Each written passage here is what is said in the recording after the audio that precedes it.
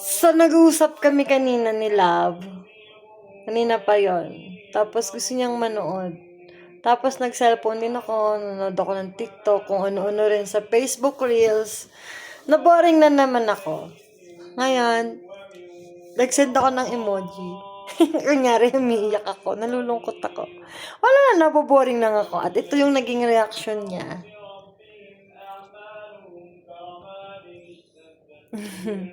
ito yung ganyan nag-usap kami, ganyan. Tapos, nainip ako. Nag-send lang ako ng emoji. Nag-react na siya agad. At ito yung sabi niya. Love, bakit?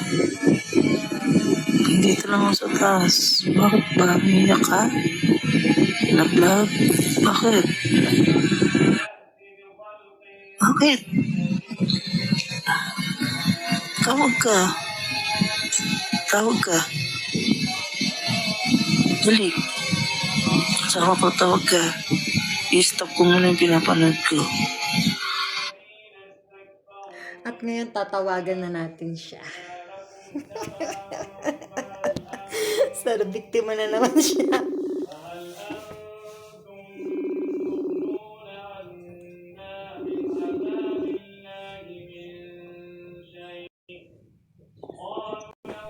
Hoy.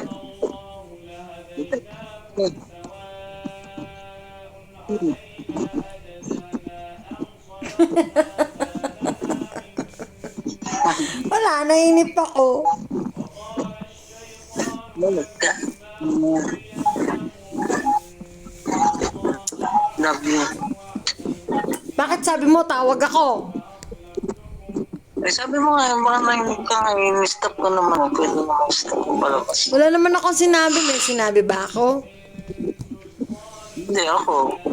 Siyempre. Nagsend lang ako ng emoji. Gusto mo na ako tumawag. Siyempre. Ako. Eh, siyempre, mamaya naiiyak ako. Alam ko naman ang mga nalulungkot ka.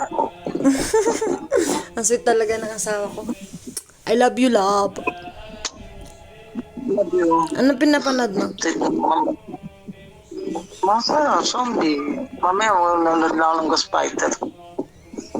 Tutuloy ko na yun. Sige. Ghost Fighter.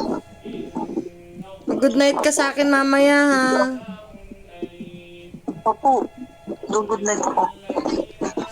Love you, love. Love you, love. Bye-bye. Iwan na. Opo.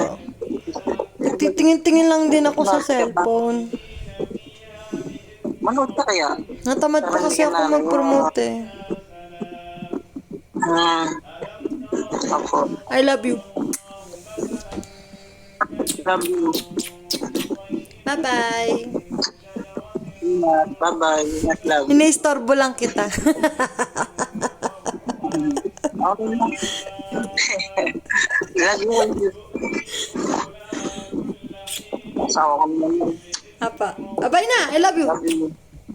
Nood ka na. Bye-bye. Ako.